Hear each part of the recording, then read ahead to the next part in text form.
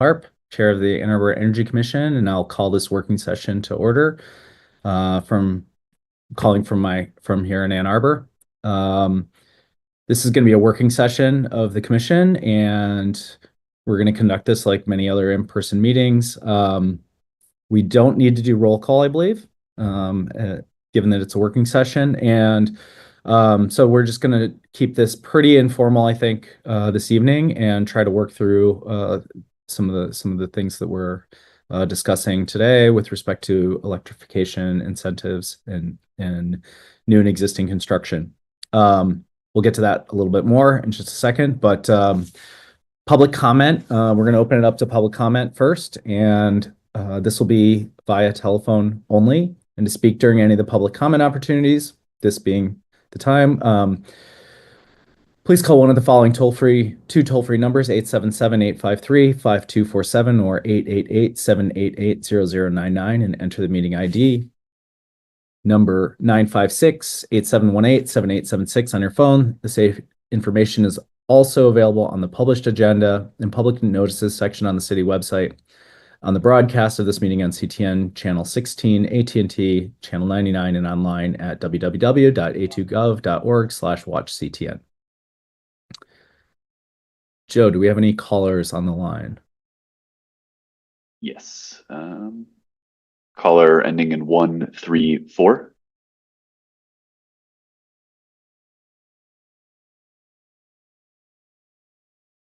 Thank you, Mr. Lang and Chair Harp. This is Ken Garber, 28 Haverhill Court.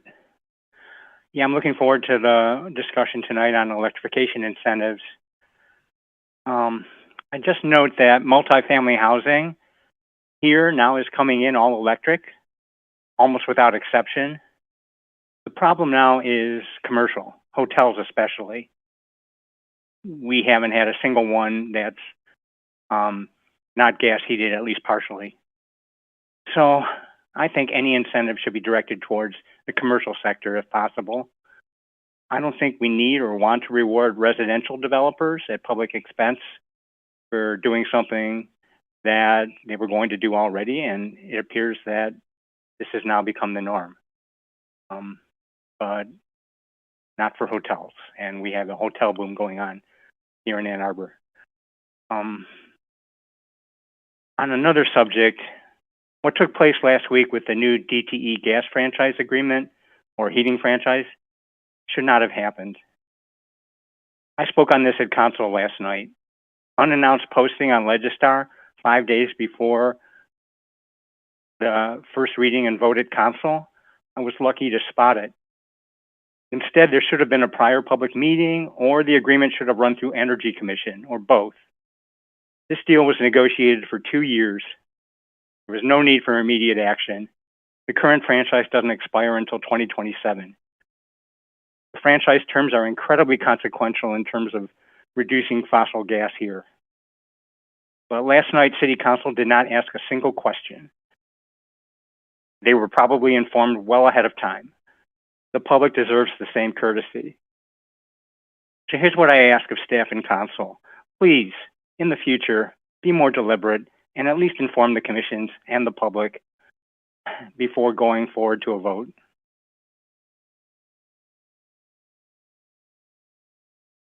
Thank you.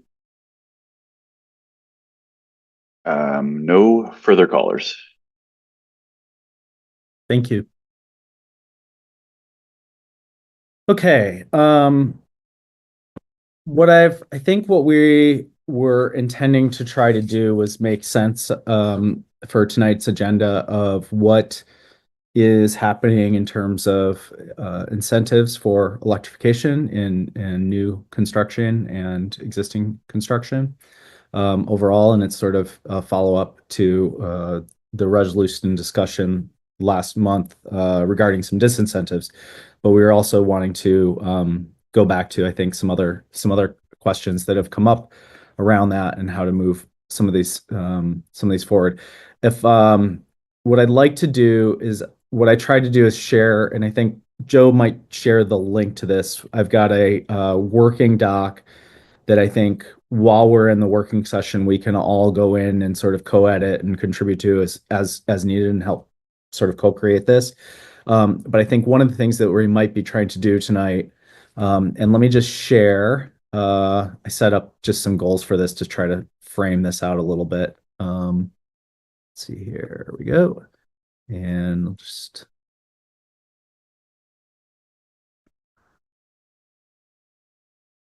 I have a quick request. Joe, I just got a note back from Larry Schmidt that he's watching the meeting. Can you promote him to a panelist? Yeah, I don't see them in attendees. So let me send them the direct link and we can work from there. You have both their emails to you? Yes, Okay, great. yep. Okay, then keep on going. I wouldn't wait for them. Larry's watching. So, I mean, I don't know about Jan, but hopefully she'll join. Thanks, Joe.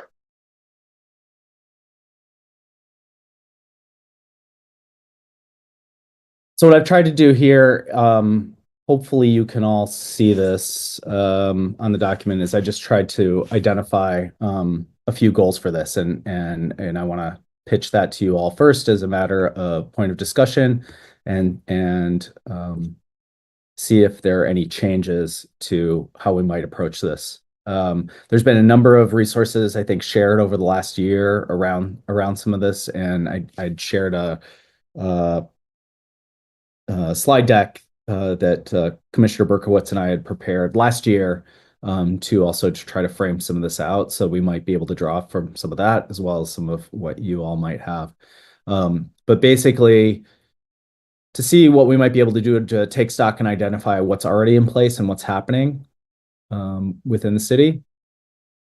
And that might be also be beyond the city as well. That might be useful. So just to throw that out there. What other options that have already been discussed but aren't in place?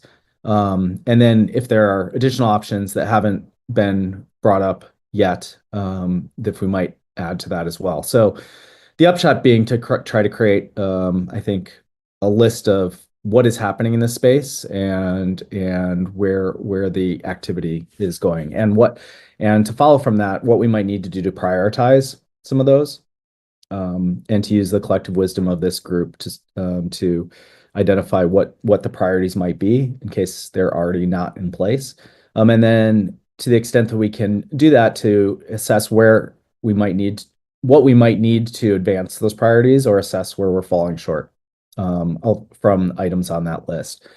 That was my sense of how we might tackle this in a somewhat straightforward way, because I think that might then be useful as a list of options, that if we were to put forward a set of recommendations in the form of a resolution, it's something that we'd be able to work with from that, if that makes sense. So I'll open it up just for discussion around that, and then if there was time, we might be able to talk through some of the questions around disincentives. But I figure we might work through the incentives piece first. Any adjustments or changes to this? Questions, clarifications?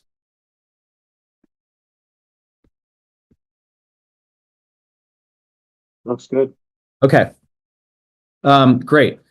So I think there's one of the things is there's probably some awareness and some lack of awareness around what's already in place and what's happening in terms of what's happening within the city, what's happening through OSI and elsewhere. And what I might propose, and I would invite all of you, if you have resources and materials sort of at your fingertips and you want to add to this, we might be able to sort of co-edit and co-create and sort of build that out a little bit. I'm going to try to pull from the slide deck that we had shared previously, from some things that had come up, for example, from these were city administrator recommended incentives, and I don't know to the extent that they're, so I'll just start down here, for example, and add those to the list. This was just from that first slide in that. And what we might try to do is just build this out as well. And I also know, I believe, Joe, you were also might be able to give a little bit of an overview of some of these things as well. So we might be able to add and append that. And what we might want to try to do is annotate this to the extent possible that we understand sort of what's in place, what's happening, but then also build out things that might be preferred as well, that maybe aren't, if that's workable.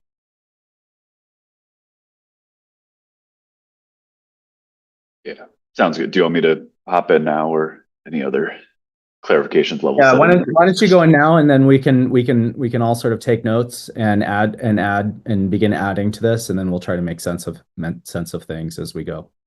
Okay, sounds good. Yeah, and just letting I think Larry know I sent over an email with the link. I'm also gonna send it to John just in case, if you can text it over to him if that works easier. But yeah, working through that, and I'll keep an eye on the attendees list here.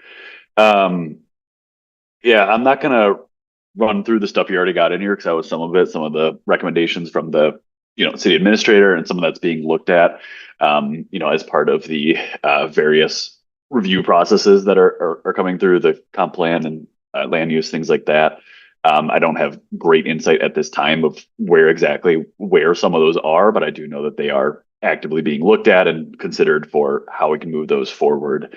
One other thing I want to mention that we're currently doing that I know some folk are aware of, but not everyone, or everyone might not be, is as part of the plan review process, we do currently have a sustainability review portion of it. There's a little bit of stuff that's kind of shifting around as part of that, but for again, for those who are not aware, for when a new development comes forward, it has to go through a plan review, and it goes through all these things that are mandated and required. Things again like by the planning department, by other stuff like looking at waste and wastewater, fire safety, trash, like all that kind of stuff. And a couple years back, we were able to incorporate a sustainability review as part of that. This is a little unique in the sense that, unlike everything else that's in the plan review, this is not mandatory. So anything else, if you fail a portion of that review, you have to go back and correct it before you can move forward, before getting the plan itself approved. The sustainability review, on the other hand, is optional. We do it, we work through it. It basically goes through all the things around A20, of just saying, like, does this meet that? Like, does this have solar? Is this fully electrified? Does this have, high levels of insulation? Like all that kind of stuff. But ultimately, they do not have to take that feedback, and they don't have to do that. They don't have to do that to get their, their plan approved. With that, just noting a couple things that we have seen both in terms of successes and in terms of room for improvement. While this is not necessarily the norm, we certainly have seen in some cases where, for plans that have gone through multiple rounds of the plan review process, some developers have gone back and have taken some of that into consideration. We've seen some where, for instance, solar wasn't part of it. And during this, when it came back, they're like, all right, we're doing solar, or, different things like that. There's been a lot of different reviews that have taken place over the years. So I can't I'm not able to go through and say like every single one that has happened as a result of this, but there has been some direct action from it, of where it was not there before, afterwards it was. Additionally, we've seen different developers come through, and even before talking to OSI or going through the process, have had some of the things that we cared about, and they kind of mention it in their plan that they're bringing forward, like working towards A20 goals, we are doing this, or something like that. So it has, to an extent, again, can't say like an exact number, but it has increased awareness around what we are looking for. That's a multitude of things. It's not just from this, from this process, but it has been something we have seen in some plans that have come forward. Additionally, it's helped us as OSI and the planning department and others get a better understanding of what are some of the barriers or perceived barriers in some cases that are out there. When we've been able to put in, again, saying like anything that is not fully electrified goes against A20 goals, and then they come back and say, well, there's XYZ reason we can or we can't. sometimes fair, sometimes not fair. But it helps us better understand where developers are coming from. And so that way, where there are real barriers, we can be, trying to work on those solutions. Some of them we've talked about here and there, like sometimes it is capacity, sometimes it is cost. Not that is not always the case, but sometimes when it is. And so we can be thinking about how to do the solutions around it. And the last kind of thing that has worked well with it is it's kind of it's opened the door for conversations and collaboration with some different developers here and there. We've had times where something's come forward, we've put forth our suggestions, and they have reached out and being like, I know what this is, but I don't really know what this is. Can we have a conversation? And we've been able to talk with them, figure things out, see if there's something that works. Again, it doesn't always work, but it sometimes it has, and it has progressed towards what we want to see.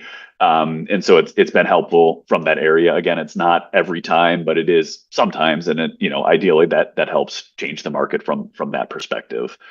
In terms of the again, room for improvement on it, I think first and foremost, like I said, this is not a mandatory part of the process. They do not have to do anything that's part of it. So you get some people, they put back in their comments, they're like, yep, noted, but they're not going to do anything because it doesn't make sense for to them and what they're designing for whatever reason. So that is just an inherent limitation. The other is that it can sometimes be kind of tricky process wise. Like I mentioned, everything else is mandatory. And so when it comes forth to the planning commission with everything, there's Larry. It can create some difficulties like during those discussions because people rightly want to include that as part of their what they view as a requirement for putting forward and approving that plan, but they can't hold up the approval of a plan for this, and so it can create some difficulties, what can lead to some just difficult process wise. In some discussions there. So it's something that we're still working on, and we're working on trying to make it something that does work well going forward, but it can create some difficulties for the planners, for instance, because they want to include things like that, but they can't require things like that, and it can sometimes cause things to be held up slightly or not. That's one of the bigger ones. The other, it's kind of mentioned in here, but again, like we do work on different state and more broad coalitions on working to get the building codes, approved quickly, and trying to advocate for some of those different, higher requirements that are in there. We're in the process, and it looks like they're getting ready to finally be adopting the 2021 codes here in 2025, which is a whole nother story, but it is something we are working on. Again, we're not as active as some, or potentially as we could be, due to capacity, expertise, things like that. But it is something that we are working on. As many folks can say, there is room for improvement on this as well. We were hoping to have some of those zero code appendices in there. It's not looking likely that'll necessarily be the case.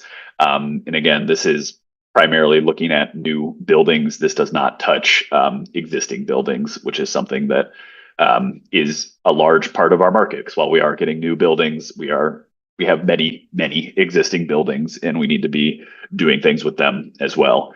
And then final room for improvement, as if not inherent by me saying that the 2021 codes are being adopted in 2025. It's been a little slow in terms of the process for it. Before I move on, Larry, do you want to comment on that or anything?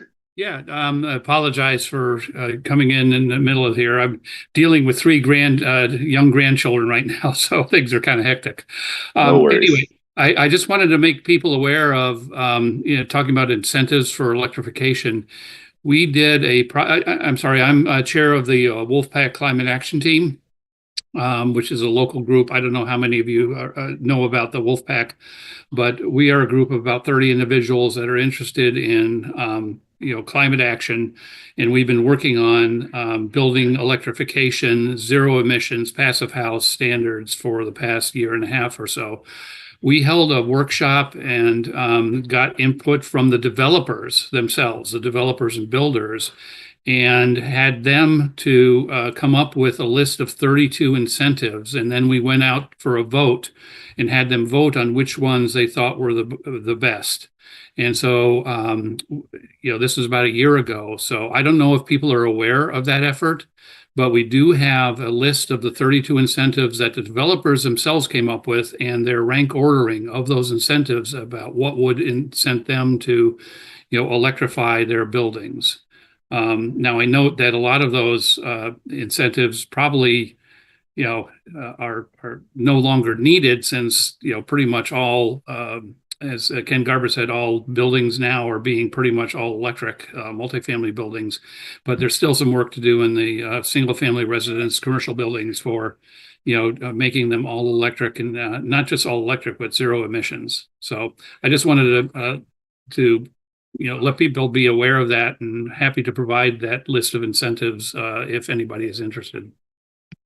I can just make a quick note, which is that the framework that Commissioner Berkowitz and I had assembled, tried to incorporate those incentives as well into that. And in some cases, we folded them in and tried to pull those and Yeah. Okay, good. Yeah, I noticed that there was a lot of overlap, and I was wondering. Yeah, so yeah, I appreciate that. Thanks a lot, Gabriel. Yeah, Commissioner Murskiga. Thanks. I just wanted to make everybody else aware of the fact that I had proposed, since this was a working session, to include Larry as well as Jan Culbertson. There was some banter before the meeting officially started about the two of them. So like Larry said, he's dialing from out of state. Jan hopefully will join later, but with this being a working session and both of them having a lot of experience, Larry leading this Wolfpack effort and Jan leading the Washtenaw County 2030 district, I'm hoping that she can join. While I'm speaking, it's my understanding that it's not clear that the residential code is going to be the 2021 code or the 2024 code. It's my understanding that that's still up for discussion and debate by JCAR. So maybe somebody else has better information, but maybe Jan can comment on that later. So that's all from my side. Thanks. I can speak to that, John. Commissioner Mursky. There are three joint session days between the Michigan House and Senate left before the residential codes leave JCAR and start going through the final approval process. So there, at one point, there was a hearing that heard from the home builders and a handful of other advocates, some in support, some against, home builders advocating to not do the 2021 and stick to the 2024, I think largely as a delay tactic. And there was going to be a second hearing to hear from more advocates, and the leadership of JCAR essentially found that there was not the political appetite, so they canceled the hearing, and I think is just essentially waiting for those session days to time out. So I don't want to get fully ahead of the process. Something could change, but pending any crazy political changes at the state level, those should move through, shortly after the legislature resumes from their current spring break. And I'm the one who added in that the commercial codes go into effect later this month. Those did make it through during the lame duck session last year. Later this month, they formally go into effect. I'm not an expert on them, but they do include solar readiness. It doesn't mandate solar, but there has to be some planning around making sure that there is, like rooftop solar potential and connectivity and whatnot.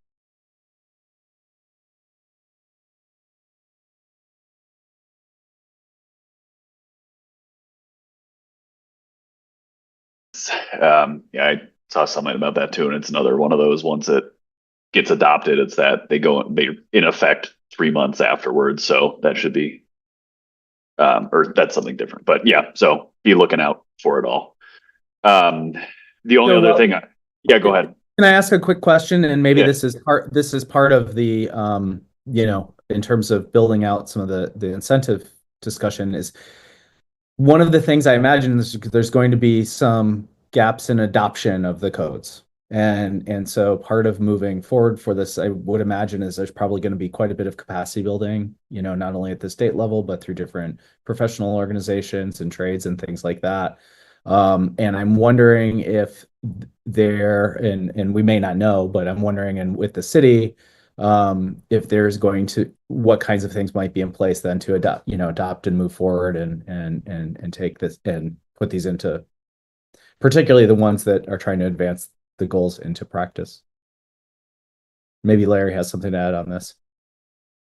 Yeah, I was just going to mention, I don't know how much relevance this has to what you just mentioned, but the Wolfpack Climate Action Team is in the process of planning another workshop for developers and builders and planners and stuff this November. We had one last November, and it was very well attended. This November, we expect even greater attendance. We have a number of builders and developers who have expressed interest in joining in and having this. So sometime early November, we're going to have another workshop where we gather together, this time probably over 50 developers that are going to talk about this whole issue. So if you have any suggestions about topics you'd like to cover, if you'd like to attend, let me know. We're looking for people from government entities and other places to round out the ecosystem. So we're just in the process. We have a working team that now is planning this, and it includes both developers and architects and builders and things like that. So just want to let people be aware of that, and let me know if you'd like to participate or have some input into it. And by the way, Missy attended the session that we had, the workshop that we had in November of last year. Gabe, I can't remember, were you there too? I was there. Yep. Yep, I thought so. I'll just chime in regarding sort of the transition of the city over. And one of the things I've already mentioned this to OSI staff, and they're working on it. But I've heard, as we're in this sort of transition period where we believe there's a new code, there's not necessarily for those, there's not clear guidance from the city about what that might mean. And so we're kind of in this period of time where there's a lot of confusion about what the new regulations might mean. And I've been approached by folks who are, really small business owners that, their architects don't necessarily know what this is going to look like. And it's potentially holds up the process. Which when you think about it from a very small business owner perspective, it's a really big deal. It's a, potential difference between being able to open a new small business and not, one on the time, but also just an unknown cost of things. So, there's these sort of, particularly for the smaller actors in our community, this will be a little bit of maybe a bigger learning curve, particularly in the transition period. Yeah, Commissioner Murphy. Yeah, thanks. First of all, to address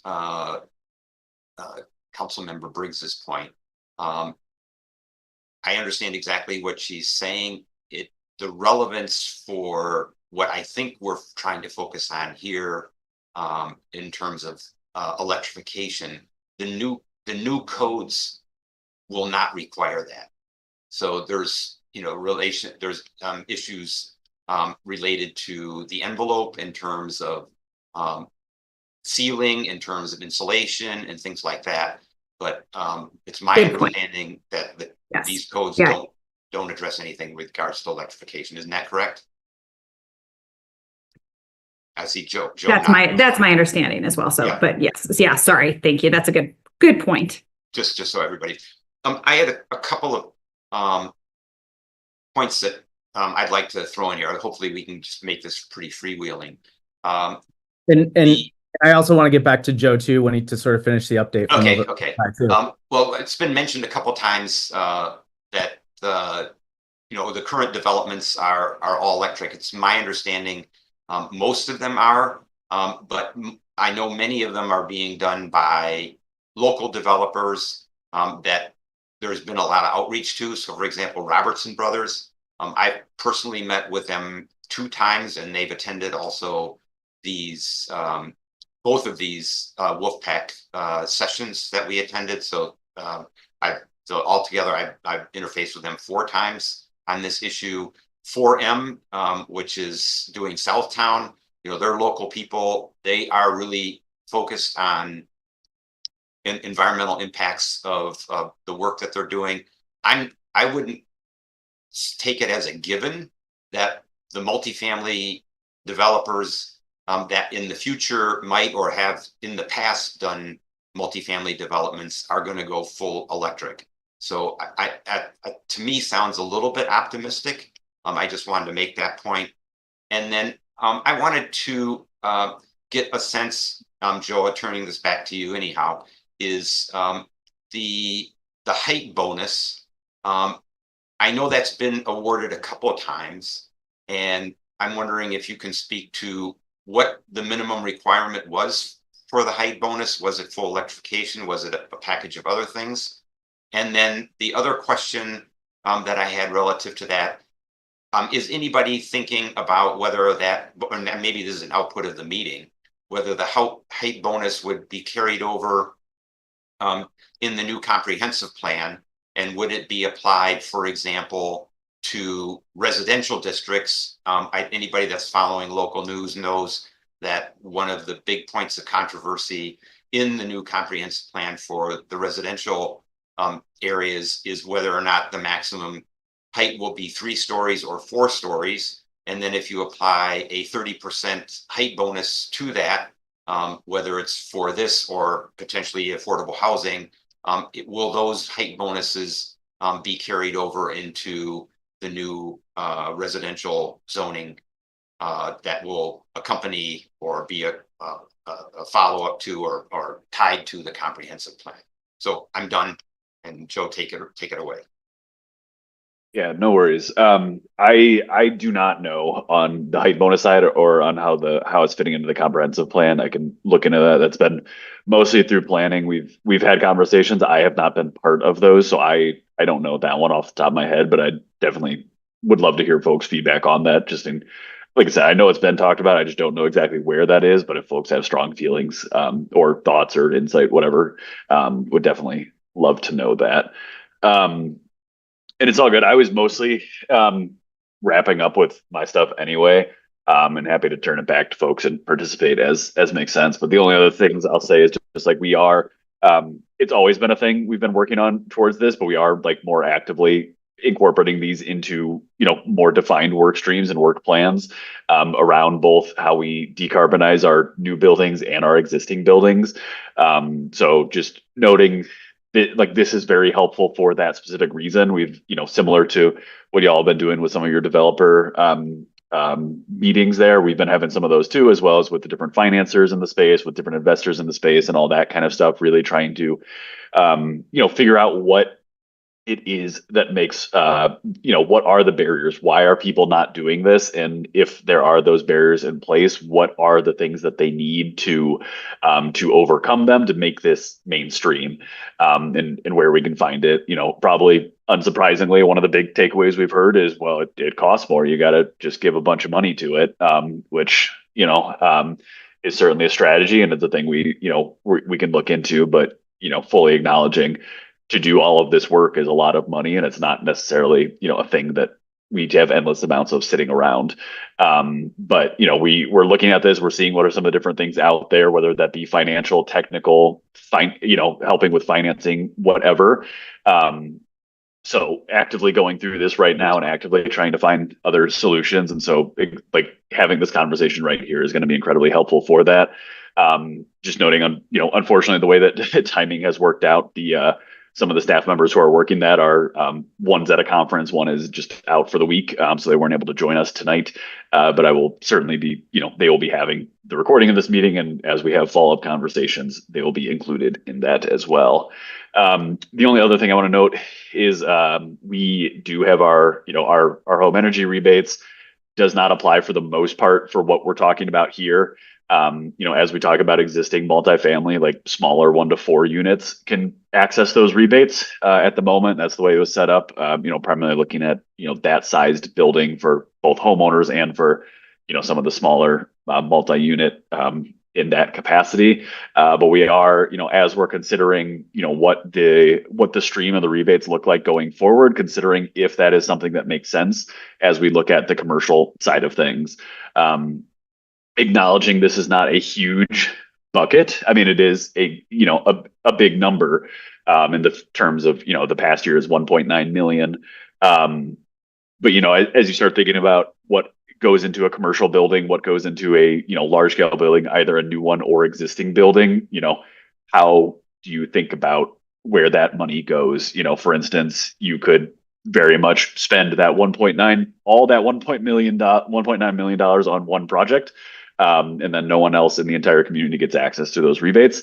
Similarly, if you're only offering a couple $1,000s, is that enough to do anything? I know we've seen some stuff around, I think it was in what Larry y'all had, or maybe it was someone else, but offering like some help to, do those pre-development meetings with DTE, for instance. And so just noting that this is a thing we are looking at. And so while we're talking about, some of the stuff, we are thinking about how we could potentially use rebates in that manner. Just needing to ensure that it's done in an effective way, because we don't want to just, put money out there that either gets so gobbled up no one can access it, or at such a small amount that it's kind of like, why would I change what I'm doing for set amount? So just noting that is a thing we're thinking of, and happy to, and that's all that I have from my side of things outside of continuing the conversation, but I will swing over to Larry. Yeah, no, that's great, Joe. I appreciate that mention. Just want to follow up with a couple of things. The language we've adopted in the Wolfpack is to get away from this all electric thing and say the objective is zero emissions. Okay, so zero emissions. There's a government definition of what zero emissions means, and it covers site and source emissions. And the other term that we have adopted is passive house standards. And passive house has to do with efficiency, okay, energy efficiency of the building. And it applies to both residential and multifamily and commercial buildings. So, we want to focus on the objective, which is no more fossil fuel use, no more emissions into the atmosphere. And I think that the issue of cost is one that's important. People have the impression that it costs a lot more to build to passive house standards. It turns out that those numbers are, becoming closer and closer together, on the order of 3 to 5% more to make it a building a passive house standard versus a to code standard.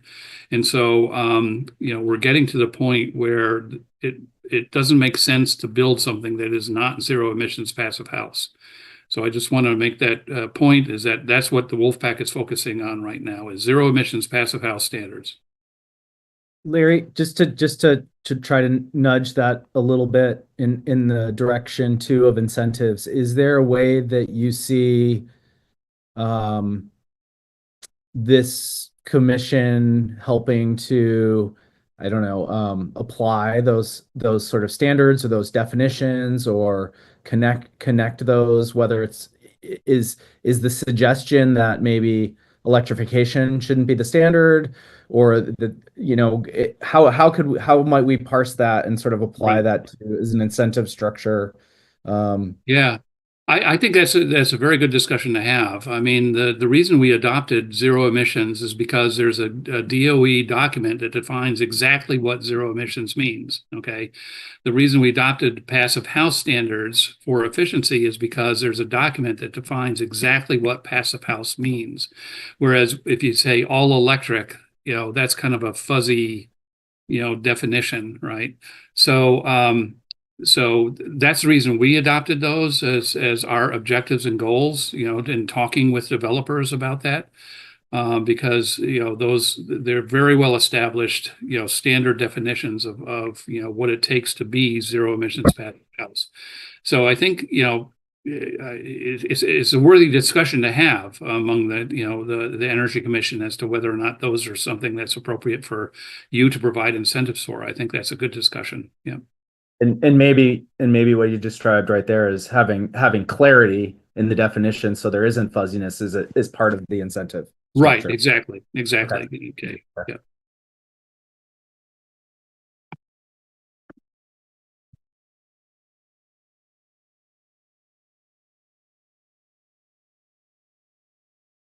Anyone else? May I jump in quickly? Yep. Please go ahead. Okay. I hope everybody else does too. I mean, just hopefully all respect each other's when they're commenting, but just to keep things flowing. A couple of things.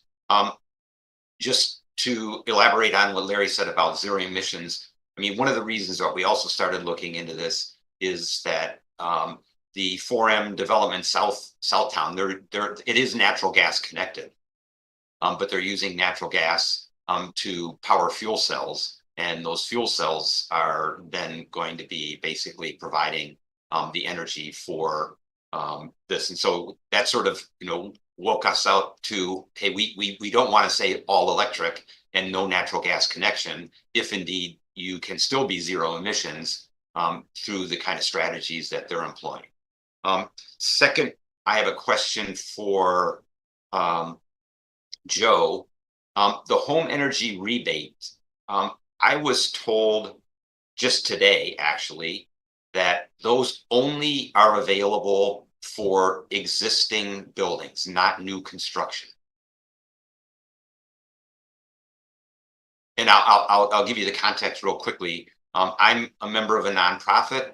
We control 7 lots. We're going to be building 24 to 26 units on those lots. They are going to be all electric, and they're going to have a improved envelope. They won't be passive house, but it's better than code.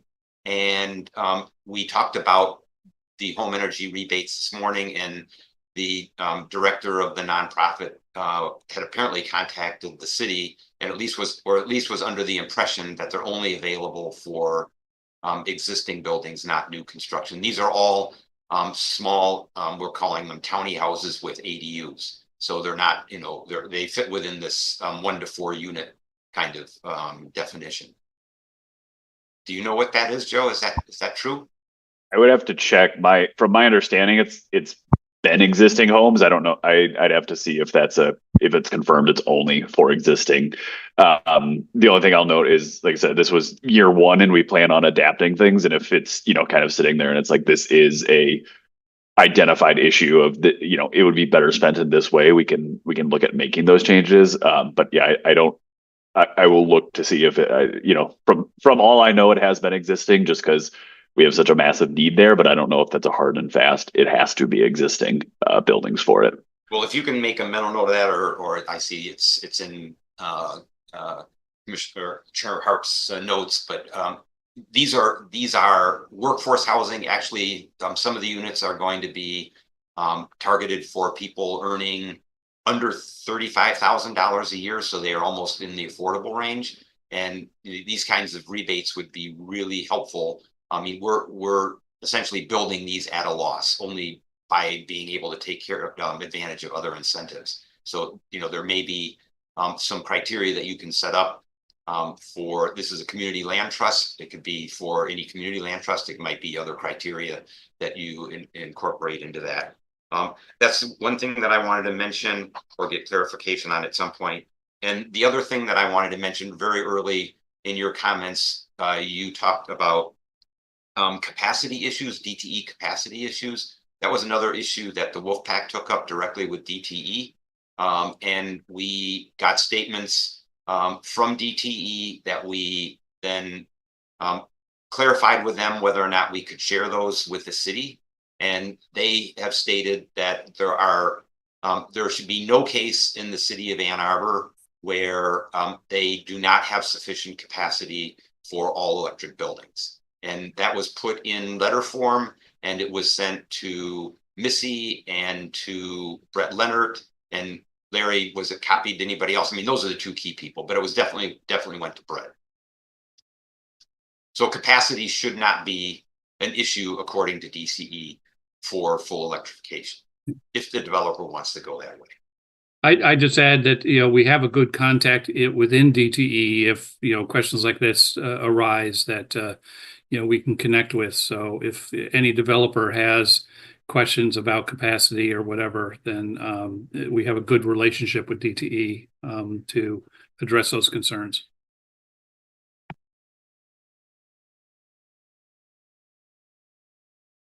Great.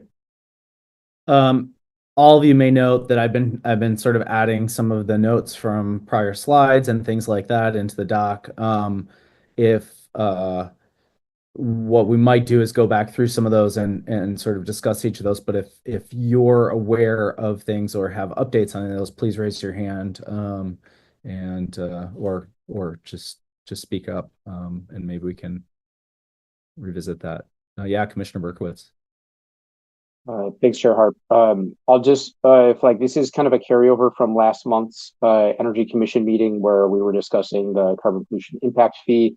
I had towards the end of the meeting volunteered to potentially get some like external reviewer analysis from a coalition of legal groups that might be able to weigh in here. It turns out the City of Ann Arbor and OSI are already in touch with those groups, so I just wanted to close that loop.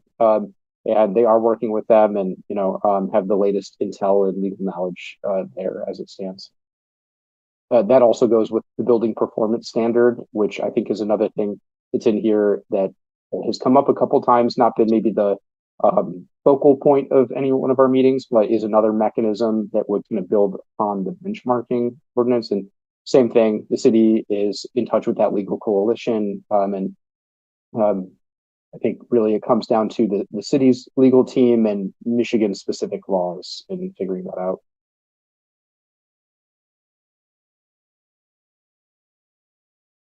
And so the upshot here is that OSI and the city are in touch with those, getting additional insight and interpretation of the legal landscape, not only for the disincentives, but also the benchmarking ordinance and performance standards and the city's capacity to implement those both as sort of incentive, disincentive structures, as the case may be. And specifically, I would say like the carbon pollution impact fee and the performance standard, the two key ones. Otherwise, perfect. Yep, you got it.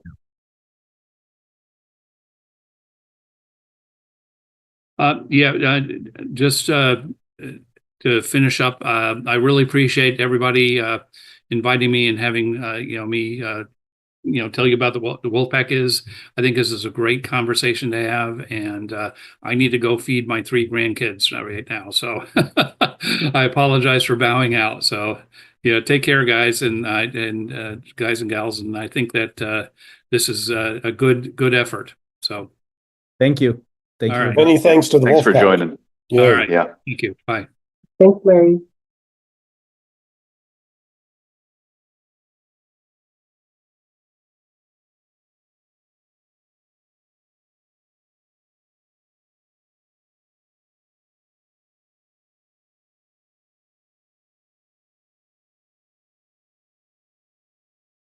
Okay. One thing I thought that we also might try to touch on is I think there were some city administrator recommended incentives, and it sounds like one that we already heard about that is being implemented is the height bonus. And I was just going to ask, also, these are creating new project definitions and classifications, cities exempting from city citizen participation requirements, enabling site plan approval, waiving site plan permit fees, early project planning support, things like that. I think that was one question I think that I had in terms of awareness about those, if they're being implemented, at, either by different agencies within the city or otherwise. And just thought I'd ask about that if anyone had any insight into that as well.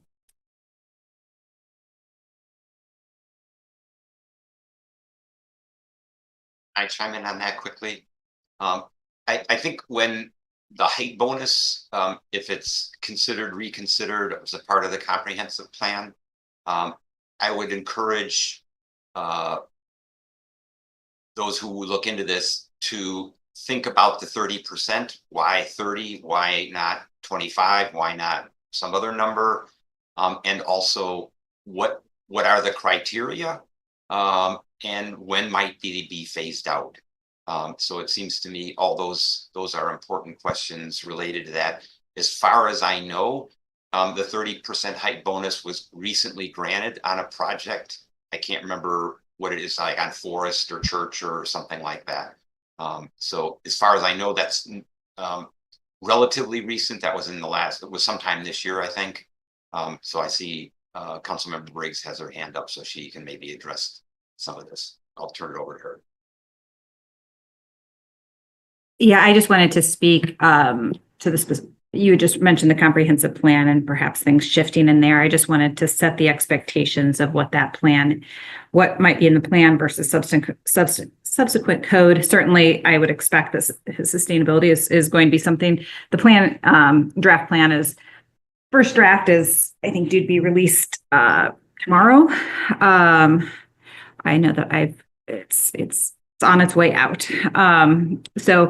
But that won't, I would anticipate that it's not going to be something that would have the specifics around, numbers, 30% versus 40%, or, how those criteria, but it will set more of a vision of where we might want to be going in this next,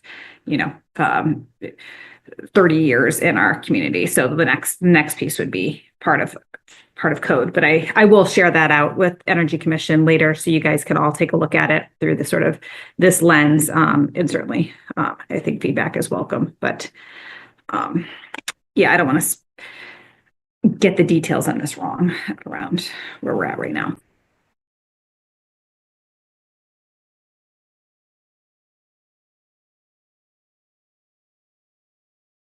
I'm going to jump in again. I would encourage the commission and or OSI to contact Rich Fine. Joe, I'm pretty sure you know who he is, and he's been in contact with you. There are people in OSI on some of this stuff.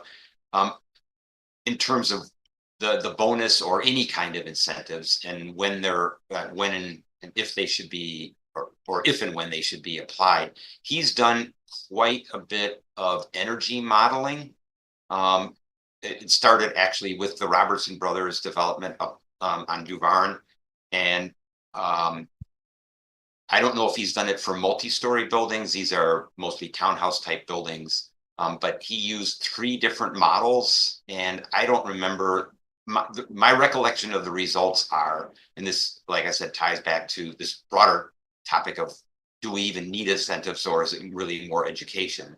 That the first one-time costs, upfront costs, in other words, construction costs, are really not all that different, because you eliminate, if you do all electric, because you eliminate all the gas infrastructure and prices are coming down. Now tariffs may impact that, because a lot of air source heat pumps are coming from Asia, and there's some high tariffs that are being proposed or levied. And I think a lot of those are being manufactured, at least the cold climate ones, from outside the United States, maybe even in Canada. But from what I remember of his modeling, the upfront cost is not that big of an issue. The bigger issue is because natural gas prices are still quite low compared to electric costs, that it's the operating costs that a lot of the developers are concerned with.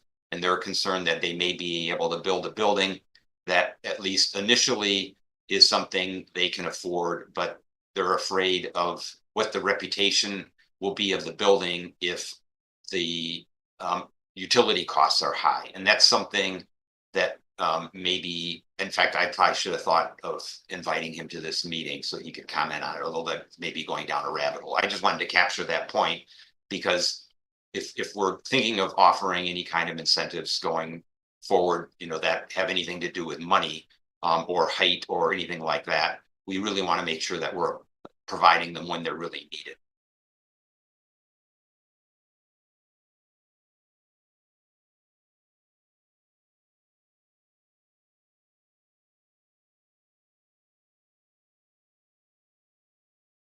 Yeah, Commissioner Overpeck.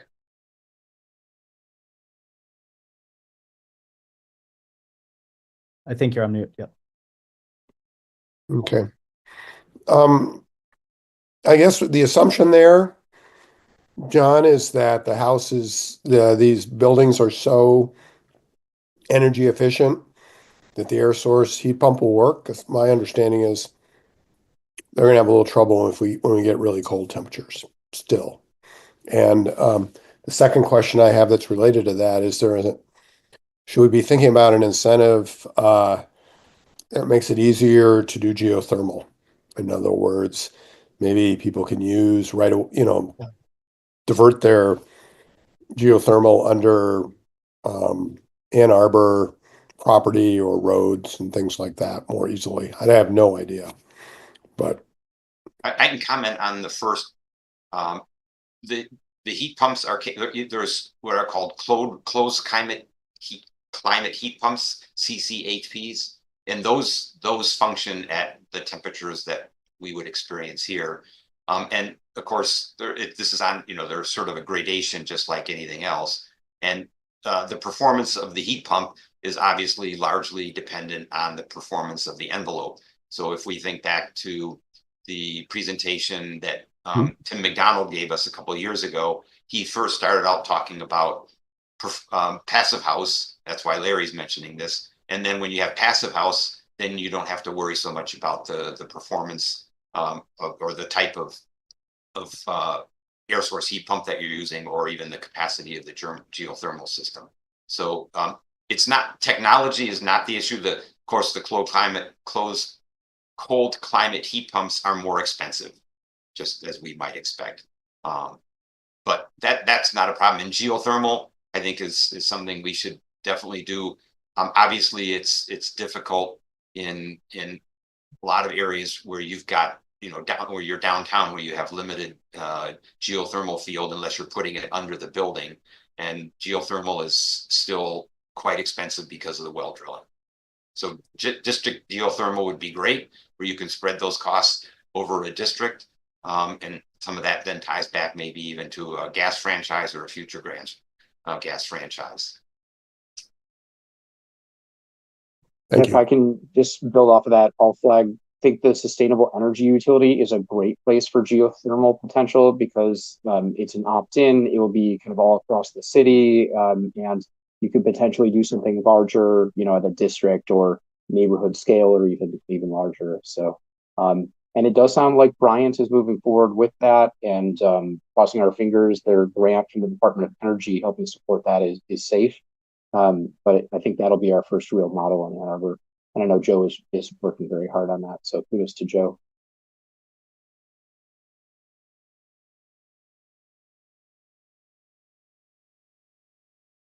Commissioner Mursky, and so the question you were raising about the perceived operating cost has to do with the cost of electricity versus the cost of gas. Yeah, and that renters would then, this is just my recollection of what I heard in the past, is that some vendors or some developers have done all electric buildings elsewhere. They may have made a poor selection on their heat pump type of heat pump. They probably then had to go back to electric strip heat when it got real cold. The utility bills were very, very high. And, with social media these days, people can even get on the University of Michigan website, but also in social media, and comment on developments. And so some of these places got the reputation of being very, very expensive, and that got in the public domain. And so the developers were concerned that it was going to be the operating costs more so than the one-time construction costs that were the hurdle. But not if they make a tight envelope.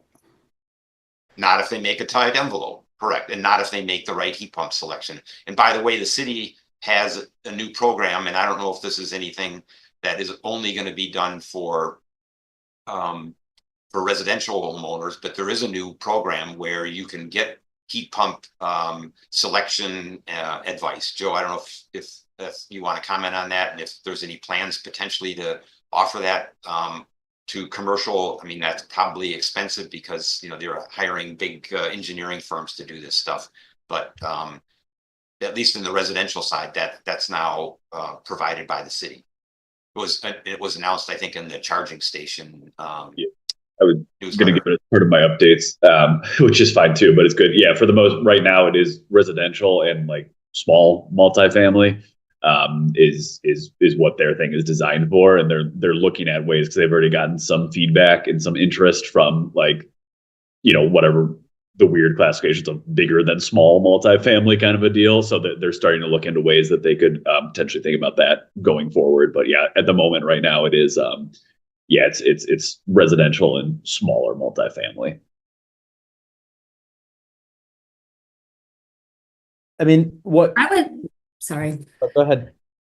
Well, I would like to comment on this segment of the conversation from the perspective of like being currently, personally, I'm just designing and building a house. And so the learning curve that I have personally gone through, as well as gone through or helped assist HVAC contractors to go through, has been significant with regards to how much even licensed HVAC installers do not know about the air exchange and ventilation needs of a tight building structure. So I'm wondering if it could be possible, and I know that there are like state level training incentives for HVAC contractors on how to design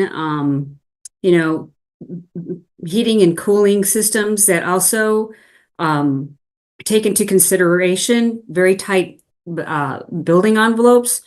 But it seems to me that if people are going to be insulating their homes and their existing structures, and it's going to be restricting the flow of air in and out of the house, and then you have these heat pump systems that may be perceived as not operating or creating the necessary comfort level in the home, and part of that is the ventilation system. So I just want to make sure that we're not leaving that out. It's just not just all about the heat pump, it's also about the ventilation.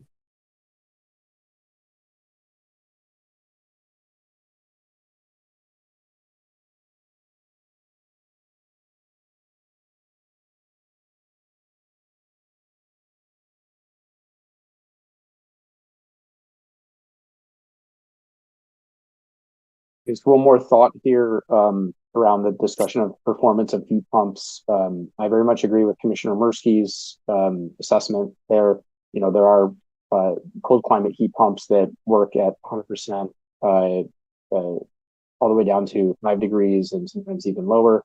And just taking my commissioner hat off and just talking about my day job at Elevate, we do electrification projects in like probably at least 7 or 8 different states across the country. And in some of those, we don't fully electrify. We will do like a dual fuel furnace. And essentially what happens is once it gets so cold that the heat pump starts losing efficiency, then the gas turns on in the extreme lows.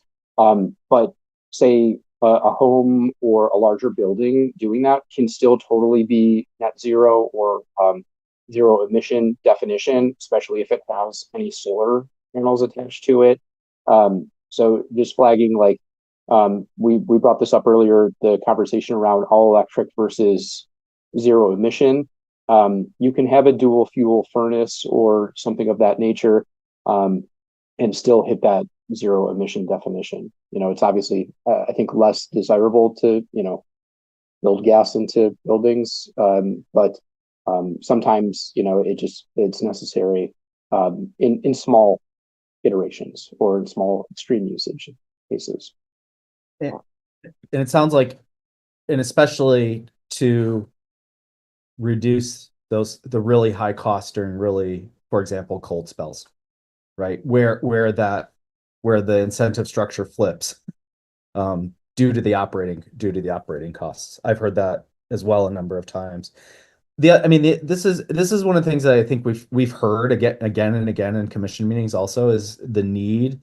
And I know that there's a variety of sort of modeling out there and assessment of sort of the trade-offs between high performance building envelopes and the construction associated with that and the cost to operate and things like that. And it seems like what keeps getting missing is the interpretation of that for the location and for those to really understand the trade-offs and the costs in an easily in a ready-made way. I know there was some work that happened last summer through the Graham Sustainability Institute to sort of look at Ann Arbor and the cost of new construction and the cost of electrification and how that incentive structure traded off and the sort of relative expense for that. And I think this sort of high quality education around the perceived and real trade-offs is still something that seems to be missing from the conversation or seems to be missing in a readily accessible way, I think. And so there's a lot of assumptions about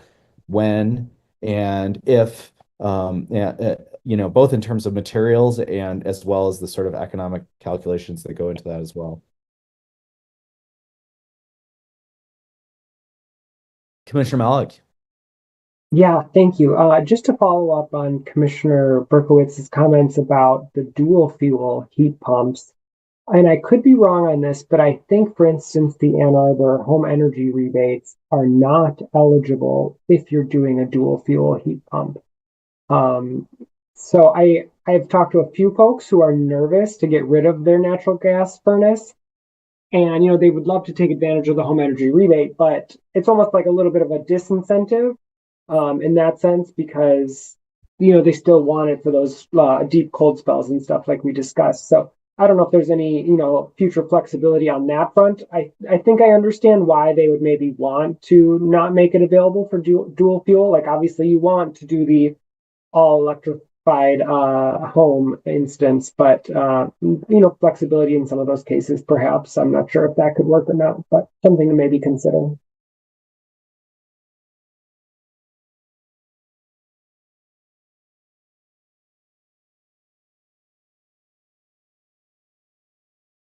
Commissioner Orski, did you want to add something? Yeah. I think keep on coming back to, and I even do in my head too, this whole idea of education and good information. I just want to sort of repeat a call that Larry made earlier just before he left with some additional specificity and maybe lean even on Commissioner Berkowitz. And that is this session that we're planning in November for developers. We're trying, we almost, I think we already have a commitment from somebody from Passive House Institute US, PHIUS, to come in for Chicago for that. So on the envelope side, we're going to get somebody that's going to be addressing that. What we would really like to have is a developer or an engineering firm that has done multiple buildings that are essentially zero emission buildings, ideally, all electric buildings, that can come in and speak to developers and say, we've done this, we know it, we've done it just not once or twice, we've done it 10 times. Ideally, it would be somebody from the Midwest. I mean, if need be, we'll go to the coasts. We're going to contact Tim McDonald from Onion Flats again. I've also contacted my daughter and son-in-law who are architects in Seattle, because what developers really want to hear is from people who have done it and people where they can say, we heard this actually from a developer here in town. Don't just tell me that you did it. Tell me that it was commercially successful. Because I gave you an example before where it wasn't apparently commercially successful because of the high utility costs and the reputation of the building. So if anybody has any knowledge of who could come to an event like that, either now you could contact me, or even if somebody comes to mind 3 months from now, 2 months from now, please let me know, because I think this is really a hurdle that we're all sort of addressing. The people that seem to know and are willing to put time and invest into making a zero emissions building, they're getting it done. It's the people who are really just comfortable of doing the same thing that they've always done, and they're not, and because they know that can be commercially successful. And we need hopefully people that can come in to speak to that. Joe, I see your hand up. Hopefully you've got some great ideas on that topic. I'll say I wish I had great ideas on that topic, and I think it's just to, in the context of this discussion, I think that is something that is something that would be incredibly valuable in the sense of just having like an on-demand case study or like just a deck of here's the information. Because I think like kind of like a few folks have mentioned, and kind of you're there too, of just like the first time it comes up, it's terrifying to folks. Like they're like, I don't want to be the first one to do it. I'll be the third. That's okay. And I think similarly, it's like regardless, whenever we have this kind of discussion with someone, that's almost every time that kind of question comes up is who else has done this? Where else has it happened? And so being able to just very quickly turn around and be like, yep, here it is. We've done a few times where we've like gone out and tried to find it. And it's like, there are these things out there, but everyone does like not a good job of publicizing the work they do, or they publicize it, but then it's like in a 1-page case study. And you're like, well, that does not give me the information. Like, it's like, oh, cool. I need the details. I'm going to be designing a, however many dollar project. So I think that's really, really useful in terms of, you've exactly said it. It's not like we need to write down recommendation, do this thing, but just noting that like that information gap is something that is certainly out there and would certainly be helpful. And I do want to lend credence to exactly what you said of like Midwest is ideal. I think we like to sit here at times and say, oh, we're so unique here in Michigan. But it is right to an extent. Like we do see these really big swings. And you definitely see some of this stuff happening in some places, and folks might be, oh, cool, that works there, but we need it to work here. Even if it absolutely still could, but they need to see that empirical data in specifically where they are. Because again, not to downplay anything, but it's like these are very expensive projects. What that folks are going about, and they want to feel confirmed that it's going to be worth it, kind of a deal. So getting as close to similar as you can is helpful. So yeah, just plus oneing all of that in terms of, even if it's not a direct incentive, it is something that would be very helpful to immediately point to. By the way, we're hoping to also either at the time of the workshop or afterwards issue sort of a handbook, guidebook that would hopefully address what you're talking about. And just real quick, an anecdote, when I moved to South Carolina in the 80s, my neighbor across the street had a bumper sticker on his car, "Don't tell me how you did it up north." So it's exactly that kind of attitude. Similarly, I used to work in Indiana on climate change stuff. And yeah, the moment you said, oh, New York did this or California did this, conversation over. So totally feel that. Yeah. I want to ask a quick follow-up to that, which is, I mean, I think part of what I'm hearing in this discussion is there's clearly a need to do this, and there's a need to tailor it for some of the decision needs. Will it be commercially successful? That's a key decision need that is there.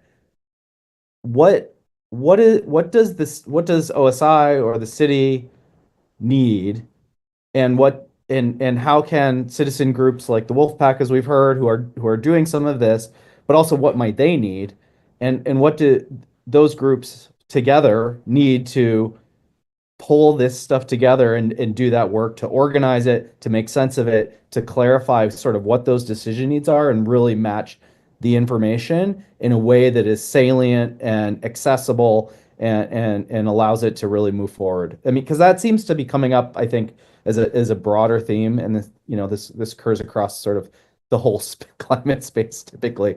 But I think particularly here, you're dealing with technical knowledge, uncertainty around the sort of economic trade-offs.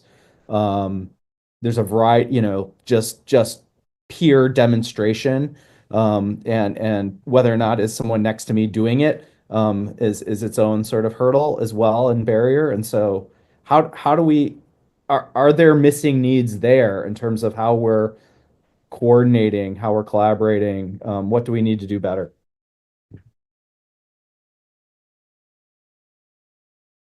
Do you want to take a stab at that first? If not, I can. Yeah, I mean, I think it's really just, as we've said in every kind of meeting, like it's all hands on deck at the end of the day. Like, we're constantly looking for things like this and trying to find things, and we have, fairly solid networks for doing that. But at the end of the day, like, we're only a couple people, and there's no way we could possibly know every single thing that's happening across the country or the Midwest or even Michigan. So really just as many folks as possible that are looking into these things, because you never know where you're going to find this happening. There's been some that we found just in a very small like a small town that you would never have thought of where this might make sense. And so you just, everyone looking out for it is kind of the big thing. And then I think similarly, who having those conversations with the developers to understand again what they need. Because I can be sitting here with my local government hat on and being like, well, I think this is the most important decision-making criteria for a developer, but I'm not a developer. I don't know what's the most important thing for them. There are inherently benefits to being someone coming and asking a question from a local government, being like, I'm just trying to find out information. But also times that can be a barrier for us, like people don't trust local governments for fair and valid reasons in some cases. And so having those kind of questions come from folks who aren't like directly involved in the process at times can be helpful as well. So like I said, I think it's just really kind of that all hands on deck approach that we're all working at to try to find out that information where we can, because I think similarly, as we've talked to people, everyone kind of has a different answer. And so being able to find out by talking to enough people, you get that kind of common answer.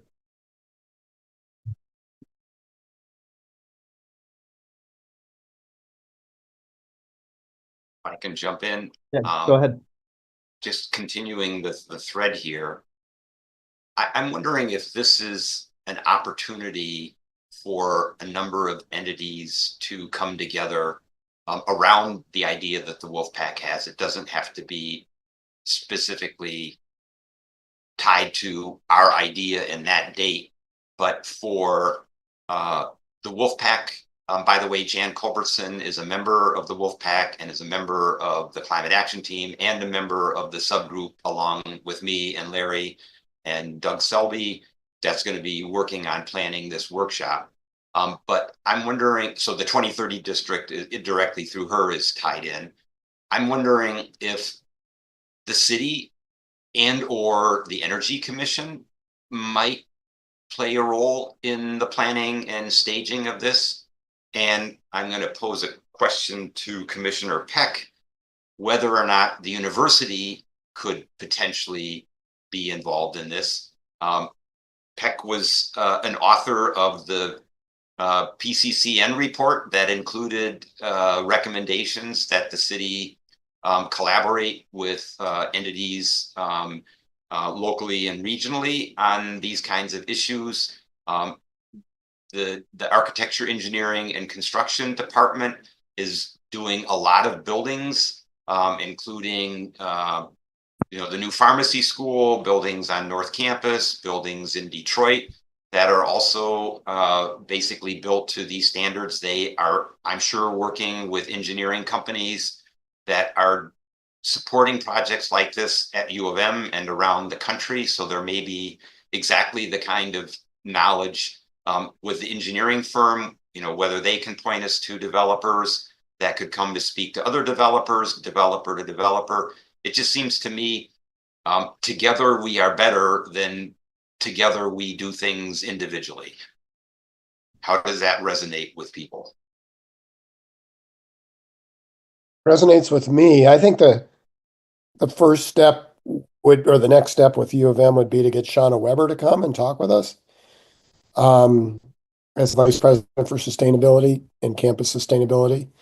And one other development that's occurred is we're getting pretty far along now. And God knows what Trump's doing to the university could really halt everything. But at the corner of Huron Parkway and Plymouth. We're going to build a innovation district that includes a new hotel and conference center. And this will all be carbon neutral.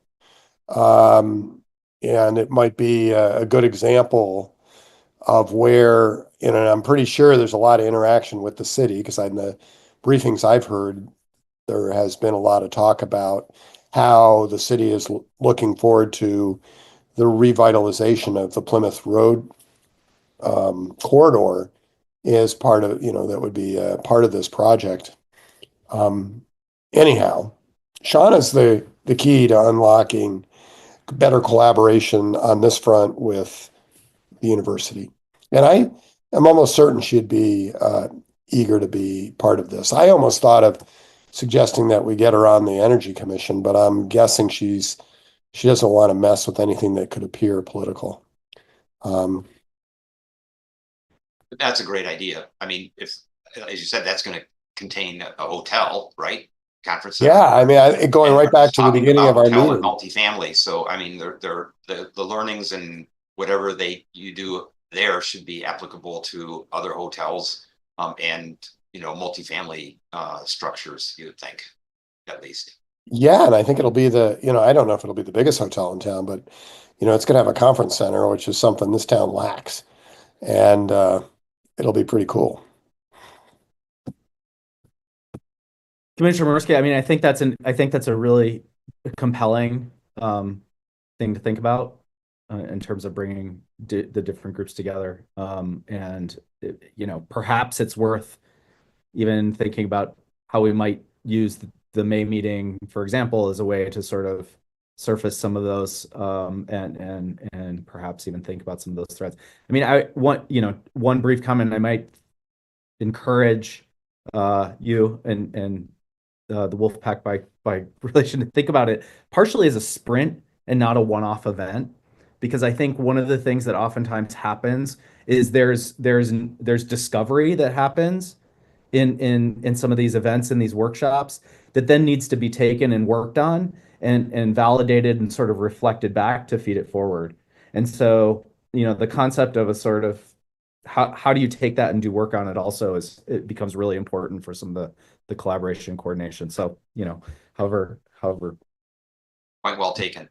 We haven't planned it this way, but this will be our third workshop, so it sort of is evolving in that way. But to actually have this workshop with that designed in really makes a lot of sense. Gaber, Chair, is your school the architecture and urban design? Is there any role for them to play possibly in this? Possibly. I mean, there are certainly folks who have participated and led similar kinds of activities in the past, and there's a lot of expertise. Some of you may remember, I'm trying to remember, Synecdoche and Lisa Sauve ran the series of events around Ann Arbor. I think it was the summer before last. For example, looking at housing and a number of other things. Not unlike that. Mini think tanks in many ways. So there were and there's other folks. There's a lot of folks that have experience around a lot of the issues that we've been talking about. So I mean, I think those are the kinds of things that would be great to bring them in, and students participating as part of that. And others would be fantastic. So I think there's a lot of cross-generational knowledge. There's a lot of cross-technical knowledge. There's a lot of implementation knowledge that's out there, and finding ways to bring some of that in and sort of leverage it at different times is really important. Okay, so as chair, I just want to communicate that I'm mindful of time and also want to move things forward for you all. This feels like it's been a good take and some awareness building around some of these that are in place. Perhaps not a fully list. We had an ambitious agenda, I think, from the start of trying to take stock of what was already in place and happening, and some additional options that may have already been discussed that were in discussion is from different areas and different sectors. We didn't necessarily prioritize things or get into that granular of level, but we've identified some other options to discuss. And we've also talked about some areas where we're trying to maybe where we're falling short or things to focus on. Part of the reason I think we did this from the perspective of council members, and council member Mal, chime in here if this, I think we're trying to also identify, where we might want to carve out, let's say, a future resolution about what kinds of incentives to take on or move forward from the perspective of the Energy Commission or some as yet unnamed commission in the future. And so I think hopefully we're starting to put that in place, but also create awareness among the commission members, among council members, and also others. And I think if we are able to, I think as the conversation has emerged, there's a lot of education out there that could be done in these kinds of workshops, and perhaps collaborations between different entities might be an effective way to get at some of that also, in terms of coordination. So I'll maybe just to tie off this discussion, I'll ask Councilmember Malik, what might be most useful. Sorry to put you on the spot at this stage, but what might be particularly useful from the Energy Commission in terms of this moving forward, and we can discuss that in the future too, if that makes sense. But yeah, no, I actually think that's probably kind of the central question of our debate tonight. What is most useful moving forward? I think, creating this list that we've gone through, as well as, debating some of the resources that we've brought into this, is a really good start. And I think, having a list of maybe like the top 5 or top, few things that are reasonable and achievable for the city to move forward on would be good. And then your comment of, starting to socialize those and educate on those options and why the Energy Commission would recommend them. I think that's a great start. I guess I don't know maybe what timeline would make the most sense, but if, for instance, we have like a top 5 or a top however many, I think it would make sense to recommend those sooner than later, and maybe run them by OSI, run them by legal to see, what's possible, and then go from there. And I know Councilmember Briggs had to leave early, unfortunately, but I would assume, she would probably agree that, it doesn't make sense to make recommendations and then not do anything with them. So come up with what we can that's feasible and start to push, I guess. Okay. Thank you. Okay. Should we move on to updates?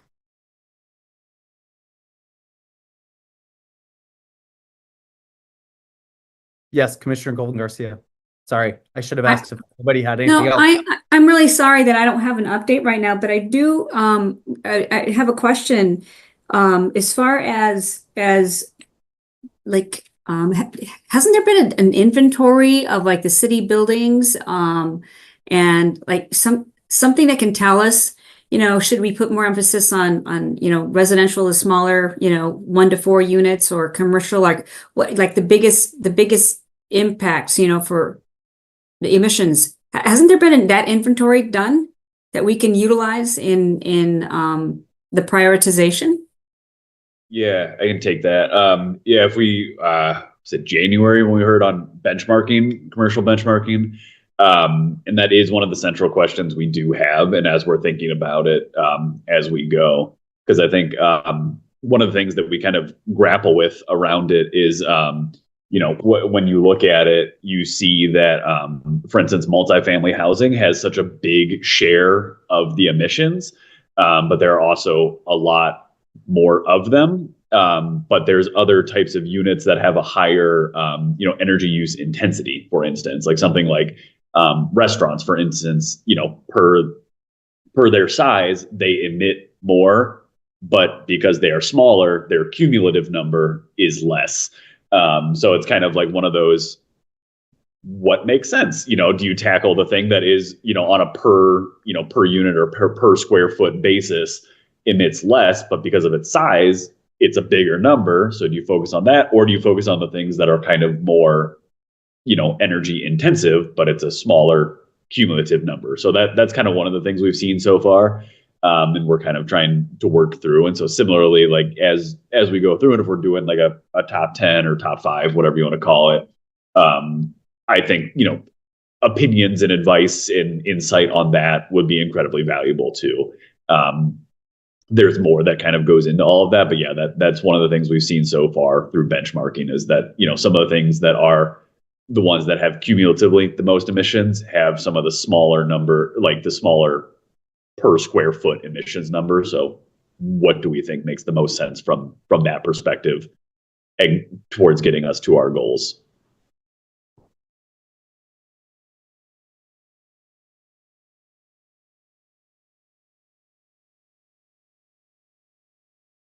Any other last questions or comments?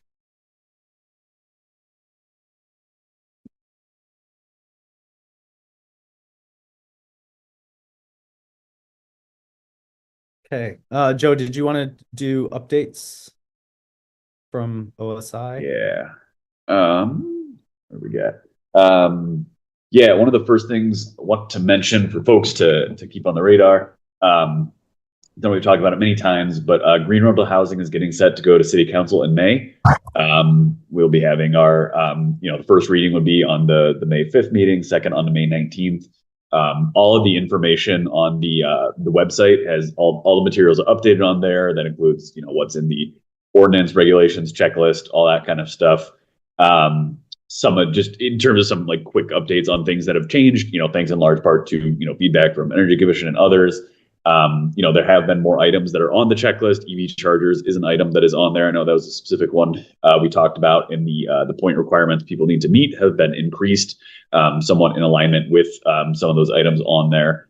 But yeah, if anyone has any questions, again, it'll be heading to City Council, so folks can, certainly feel free to provide input there. But if you have specific questions, please do reach out to me at any point. Happy to chat through any of that with anyone.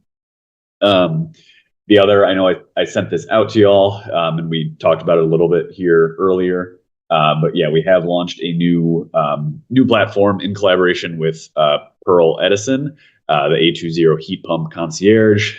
It is designed to, kind of reduce some of that friction and difficulties when people are trying to electrify their HVAC systems. It's a pretty cool process. You can get an instant, more or less online quote that they can then come out and confirm and work through everything with you. So it's a pretty cool process, and it's, because it's kind of through this, it's integrated directly in with the rebates and all that, so you can get connections to everything there. Folks can learn more if you want to get it for yourself. You can go to the osi.a2gov.org/heat pump concierge. Also, we closely monitor various opportunities for our energy procurement, and we recently took a step to procure more renewable energy for city facilities. An opportunity presented itself to sign with a choice program with Constellation Energy, meaning the city will procure 100% renewable electricity at a locked-in, largely fixed rate for approximately 70 of our sites for the next 2 years. This is roughly 50% of our municipal electricity use coming from renewable energy sources. Doing my, now at this point, once again, monthly call discounts for electric lawn care equipment and rebates for electric leaf blowers are still available. These are available through May 31st. For more information, including the amounts, you can go to osi.a2gov/leaf blowers. And last thing for now, for our next sustainability forum, I know this has been a question that's come up a few times, but it will be on the Sustaining Ann Arbor Together grants, or SA2T. This will be on April 24th from 6 to 7:30 p.m. at the Ann Arbor District Library downtown branch. For those who aren't familiar, the Sustaining Ann Arbor Together grant, it provides financial support for community-based activities that align with our city's sustainability and climate goals. And through this, local organizations have received grant funding for more than 45 projects that have positively impacted the Ann Arbor community. So come out and join us, as well as some of the past recipients, to learn more about the process and the lasting benefits of those projects, as well as how various organizations can apply for up to that $10,000 of funding. That is all I have, unless anyone has specific questions on maybe that.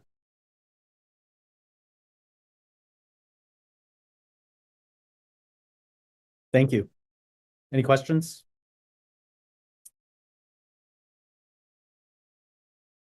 Okay, we'll move on to reports from other commissions, council. Maybe we'll start with the Environmental Commission and move to council. Yeah, the main topic in the Environmental Commission was a first reading of a resolution recommending that the new comprehensive plan include elements that would advance protection of natural features and maintain or even increase biodiversity. The idea of this actually came up from a new law in the UK that applies to, I think, buildings up a certain threshold. I think it's 9 units or something like that. There maybe is a square meter or something like that threshold, but they're actually requiring new projects and I think even maybe redevelopments to demonstrate a 10% increase in biodiversity. And exactly how that's measured, we are still digging into. We got some good feedback in the meeting, and I'm in the biodiversity subgroup that's working on that, and we're going to have a second reading of that. So there's been, I think we're on version 7 now. So stay tuned and I'll give you a report on that. It's not prescriptive. There's a bunch of sort of recommendations of things that should be looked at in the comprehensive plan and more generally. And like I said, there'll be a second reading of that and hopefully a vote in our upcoming meeting at the end of the month. Thank you. Updates from council? Hi, yeah, thanks. I think the biggest thing, and it's kind of already been mentioned tonight, but the gas franchise agreement we had for our first reading last night at council, and the second reading would then be at our next meeting, which would be April 21st. So if you haven't had a chance to kind of read through what it's all about, the details are all in Legistar of last night's meeting. I guess the main thing is most gas franchise agreements are 30 years in length. This one is not. This one is, depending how you look at it, 8 or 10-year agreement with the pretty clear direction that Ann Arbor will likely not renew it at the end of that gas franchise agreement, meaning we would move off of a gas franchise agreement completely by 2035. So more details on that to come and more on that specifically. If you have any questions, let me know. Or I guess direct to some folks in our OSI department as well. So thanks.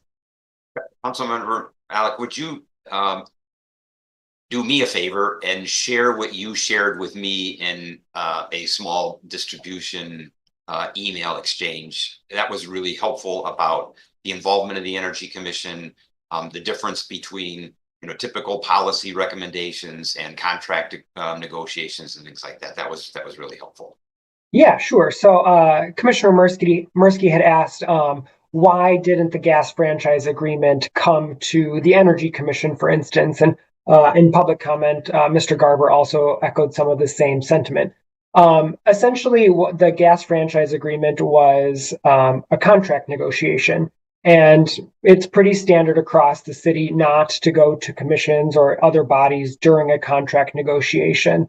The only commissions that maybe would do this, it is explicitly stated in their charter that that's what happens. So, for instance, the Greenbelt Advisory Commission has that for their acquiring of development rights. For instance, so that's a contract negotiation. It's very clearly with that body.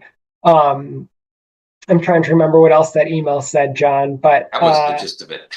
Yeah, so and essentially, the Energy Commission's role is more on the policy, and previously they have directed City Council, who then directed our City Attorney's Office and OSI to negotiate kind of these end outcomes of the gas franchise negotiation. So, while it didn't come to Energy Commission, in the last few months, Energy Commission did have their hand on the scale early on to direct, City Council and city staff to do just this, what it came before council yesterday. So I know maybe it seems like you were left out, but in fact, Energy Commission was kind of the originator of this outcome last night. So I think that pretty much summed it up, John, unless I missed anything. Thank you. Thank you so much. Okay, we'll now move to the second opportunity for public input, and it's an opportunity for people to speak for up to 3 minutes. If you're watching on CTN, please call 888-788-0099 or 877-853-5247 and enter meeting ID 956-8718-7876. This information is also displayed on the meeting agenda and video feed. City staff will select callers that have raised their hand one by one, using the last 3 digits of your phone number. To electronically raise your hand to indicate your desire to speak, please press *9 on your phone. You will hear an automated announcement that the host is allowing you to speak. When speaking, please move to a quiet area and mute any television or background sounds so that we may hear you clearly, and please state your name and address at the beginning of your comments. Caller ending in 134.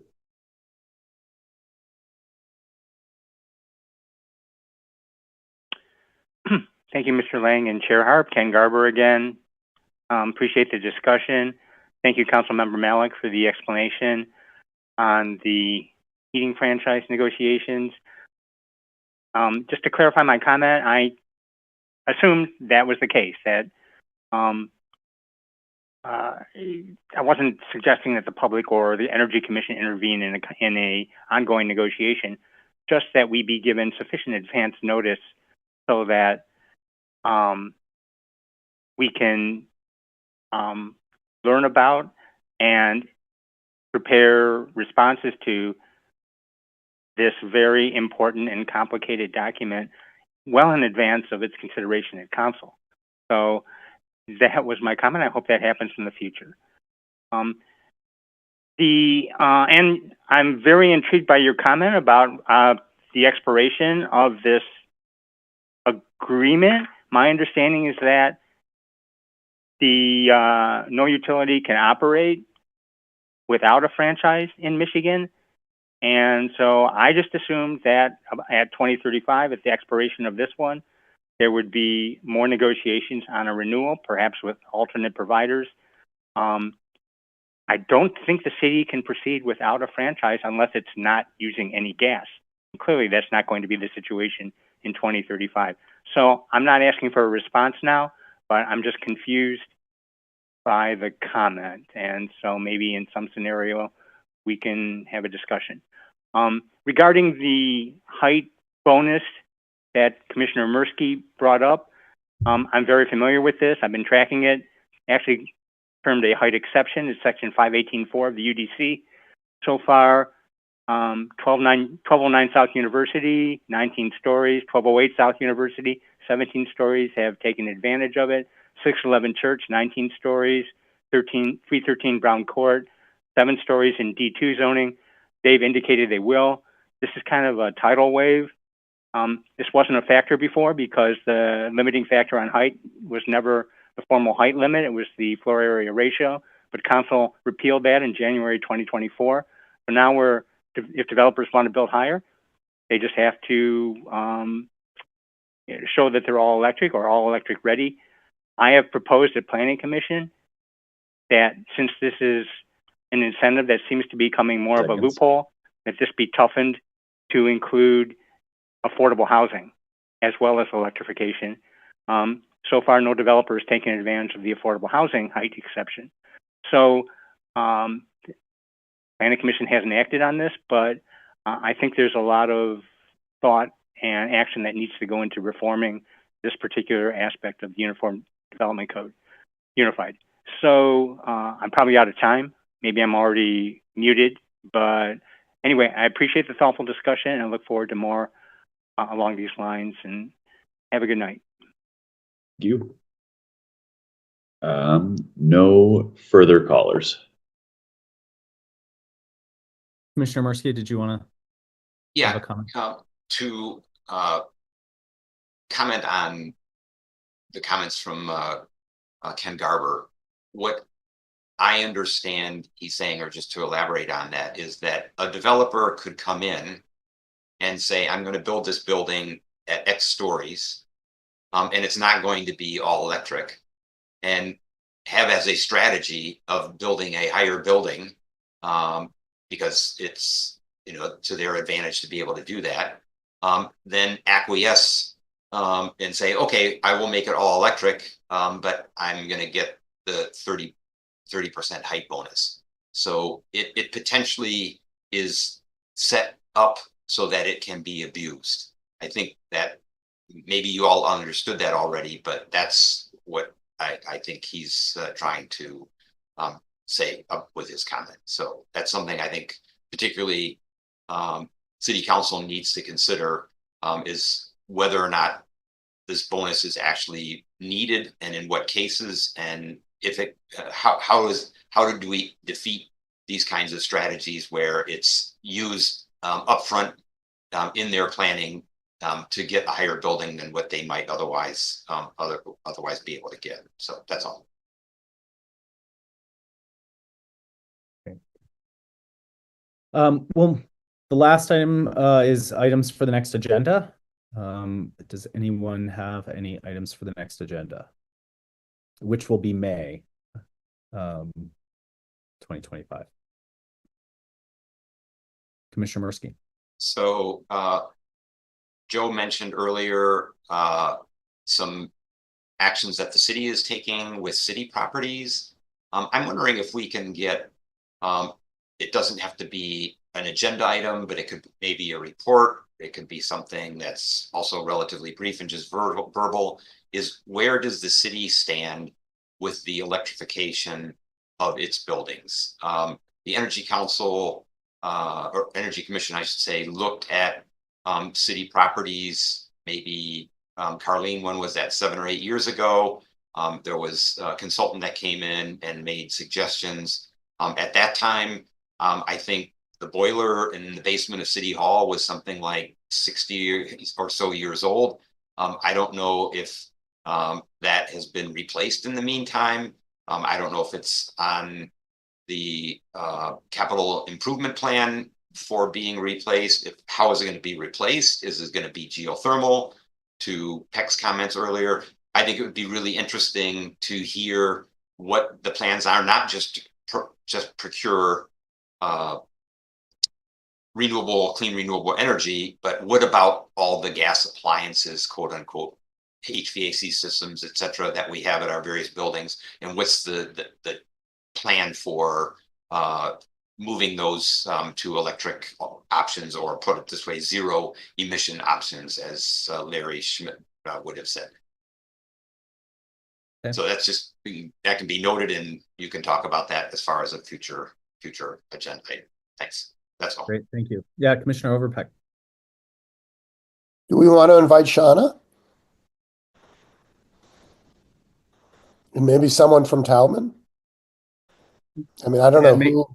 And perhaps the city and as well. You know, it might, part of what I was gaining from that conversation is there might be using the Energy Commission perhaps as a venue for sort of discussing some of these things as well, and providing a forum also for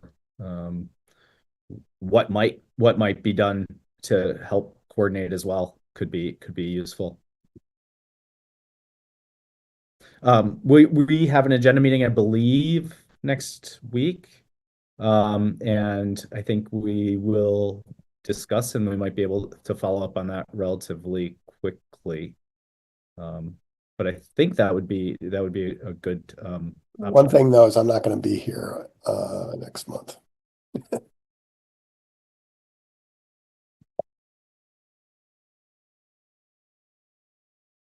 So we'll add that, and we'll add that to our agenda for the agenda discussion. Commissioner Colin Garcia. Yes, I am wondering, I really like this workshop format here today, and maybe if we have more than one person who's going to be coming to speak, like Shauna or whomever else, if we can perhaps structure the meeting like a panel discussion. so that there's multiple speakers who we can all, be interacting with, asking questions. It's just a suggestion. Mhm. It seems like it must be possible.